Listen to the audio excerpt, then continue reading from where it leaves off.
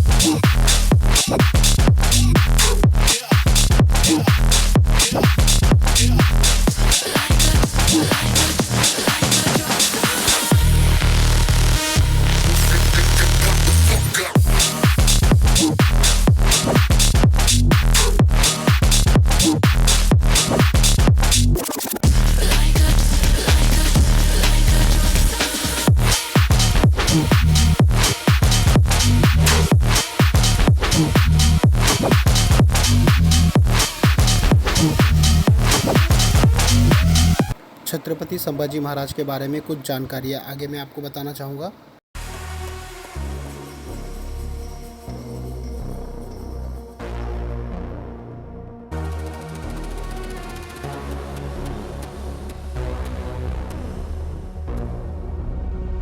Traveling close to the speed of light is a kind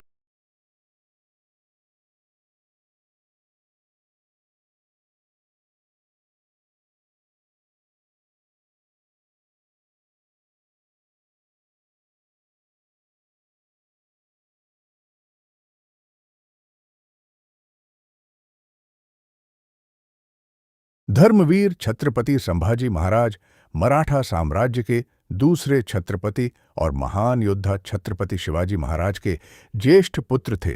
उनका जन्म 14 मई 1657 को महाराष्ट्र के पुरंदर किले में हुआ था। उनकी माता का नाम महारानी सईबाई था। बचपन से ही संभाजी महाराज अत्यंत तेजस्वी, बुद्धिमान और साहसी थे। उन्होंने कम उम्र में ही राजनीति, युद्ध कला और कई भाषाओं का ज्ञान प्राप्त कर लिया था। उन्हें संस्कृत, मराठी, हिंदी और फारसी भाषाओं का अच्छा ज्ञान था।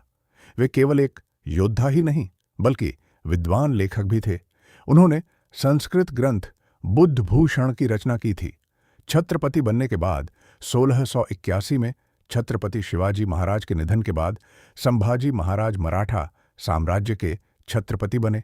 उस समय मुगल बादशाह औरंगजेब पूरे भारत पर अपना शासन स्थापित करना चाहता था, लेकिन संभाजी महाराज ने स्वराज्य की रक्षा के लिए बहादुरी से संघर्ष किया। उन्होंने मुगलों, पुर्तगालियों और अन्य शत्रुओं के खिलाफ कई युद्ध लड़े। वे युद्ध भूमि में अत्यंत पराक्रमी और रणनीतिक थे। उनके नेतृत्व में मराठा सेना ने दुश्मनों को कड़ी चुनौती दी। धर्म और स्वाभिमान के रक्षक औरंगजेब ने संभाजी महाराज को बंदी बनाकर अमानवीय यातनाएं दी और धर्म परिवर्तन करने का दबाव बनाया। लेकिन संभाजी महाराज ने इस तरह से भाला अपने होता था, धर्म और स्वाभिमान सिपाहियों से के हाथ में कभी समझौता नहीं किया।